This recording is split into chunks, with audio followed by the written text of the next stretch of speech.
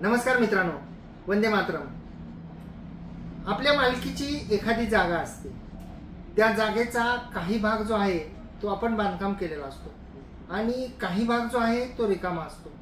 त्या रिकाम्या जागेमध्ये जे शेजारचे लोक आहेत ते कचरा किंवा काही शेणखत वगैरे जे असतं, म्हणजे थोडक्यात वेस्टेज जे आहे ते टाकत असतात। आणि जेव्हा आपण आपल्या जागेचा तो कब्जा घेण्याचा प्रयत्न करतो त्यावेळी जे शेजारी असतात किंवा जे लोक त्या ठिकाणी काही खतं किंवा जे वेस्टेज आहे ते टाकत असतात, ते असं म्हणतात की या मिळकतीवर माझा कब्जा आहे। तर आपल्या मालकीच्या मिळकतीवर एखाद्या व्यक्तीने काही खतं टाकली किंवा काही वेस्टेज टाकत असतील ते लोक, तर केवळ ते लोक त्या ठिकाणी कचरा, खतं किंवा अन्य काही टाकत असतील म्हणजे त्या मिळकतीवर त्यांचा कब्जा आहे असं म्हणायचं का?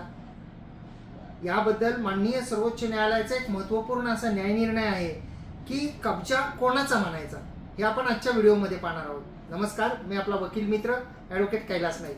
कायद्याचं म्हणजेच तुमच्या फायद्याचं बोलूया। तर मित्रांनो, जे टायटल आहे या केसचं, म्हणजे जे हेड नोट आहे ते असे आहे की manure kept and waste dumped in the property not valid ground to find the possession. म्हणजे एखादी ओपन जागा आहे त्याच्यावर खतं टाकली जात आहे, त्याच्यावर वेस्टेज टाकलं जात आहे, डम्पिंग केलं जाते वेस्टेज, तर ती जी व्यक्ती टाकतोय तो असं म्हणू शकतो का की माझ्याच कब्जामध्ये ती मिळकत आहे? याबद्दल माननीय सर्वोच्च न्यायालयाने असं म्हटलंय की the division bench justice Prashant Kumar Mishra and justice K Vinod Chandran honourable lordships यांनी या न्यायनिर्णयामध्ये म्हटलं की इन सो फार as the land indicated in PCDF the trial court entered a finding based on the commissioners report. याच्यामध्ये कमिशन रिपोर्ट झालेला होता आणि त्या ठिकाणी मालक सोडून जी दुसरी व्यक्ती होती तर त्यांचं ते त्या ठिकाणी वेस्टेज टाकतायत, ते त्या ठिकाणी खतं टाकतायत, अशा प्रकारचा रिपोर्ट आलेला होता। तर commissioners report only spoke of manure kept and waste dumped in the property. त्याच्यामध्ये होतं की जे मालक सोडून दुसरी व्यक्ती होती की ते त्या ठिकाणी खते आणि जे वेस्टेज आहेत ते टाकत आहेत असं त्या कमिशन रिपोर्टमध्ये होतं, which according to us cannot be a valid ground to find the possession. माननीय सर्वोच्च न्यायालयाने म्हटले की त्यांनी त्या ठिकाणी काही खतं टाकली, वेस्टेज टाकलं म्हणजे ती जागा त्यांच्या कब्जात आहे असं म्हणता येणार नाही। Especially when the case of the plaintiff was that waste is being thrown in the property and manure kept by the ninth dependent without permission and despite specific objection raised against such acts। म्हणजे जे मालक होते ते मालक जे ते खतं किंवा जे वेस्टेज घाण त्या ठिकाणी टाकत होते त्यांना ते अडवत होते, त्यांना ते प्रतिबंधित करत होते की ही माझी जागा आहे तर तुम्ही या ठिकाणी टाकू नका असं म्हणून सुद्धा ते जे लोक आहेत त्या ठिकाणी कचरा टाकत होते, खतं टाकत होते आणि त्याच्या बेसवर त्यांचं असं म्हणणं होतं की आम्ही या ठिकाणी कचरा टाकतो, आम्ही या ठिकाणी खते टाकतो, त्यामुळे ही मिळकत जी आहे ती आमच्या कब्जामध्ये आहे आणि याच्यामध्ये त्या मालकाचा काही संबंध नाही, कब्जा आमचा आहे।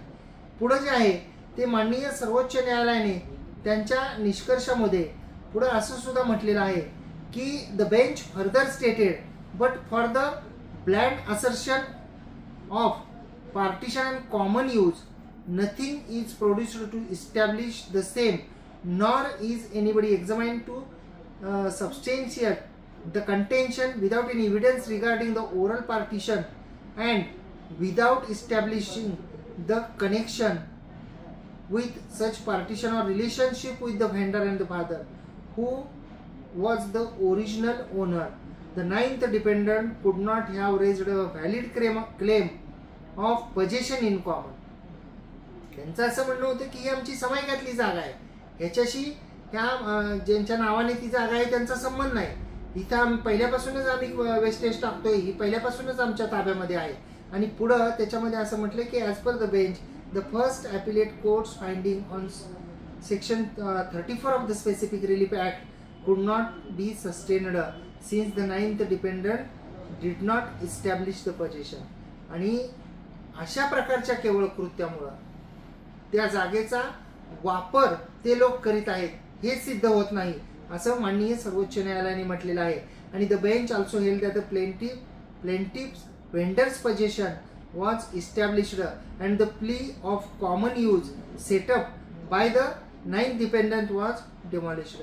म्हणजे केवळ तुम्ही त्या ठिकाणी वेस्टेज टाकताय, केवळ तुम्ही त्या ठिकाणी खते टाकताय आणि तुम्ही अशी केस घेऊन येताय की ही जागा माझ्याच ताब्यामध्ये आहे, का तर मी या ठिकाणी अनेक वर्षापासून या गोष्टी करतोय, तर तो कब्जाचा पुरावा होऊ शकत नाही असं या केसमध्ये म्हटलेलं आहे. आणि पुढे त्याच्यामध्ये असं म्हटलेलं आहे की we cannot but reiterate that the deceased first appellant now represented by the second appellant and the appellants number 3 to 5 never contested the suit and they cannot file an appeal and prosecute it based on contention of ninth dependent though an identity of interest is claimed by the ninth dependent, the bench asserted while dismissing the appeal. आणि appeal जे आहे ते dismiss केलेलं आहे.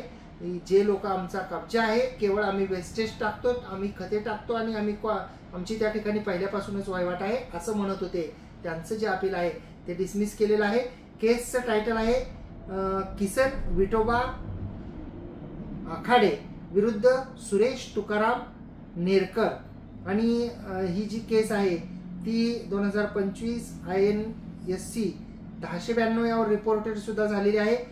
या केसचं जे आहे ते निकालाची तारीख सुद्धा जी आहे ती आपण पाहूया. आणि या केसच्या निकालाची जी तारीख आहे हे सुद्धा न्यायनिर्णय जो आहे माननीय सर्वोच्च न्यायालयाचा, तर हा सुद्धा 9 सप्टेंबर 2025 चा आहे, अगदी रिसेंट आहे.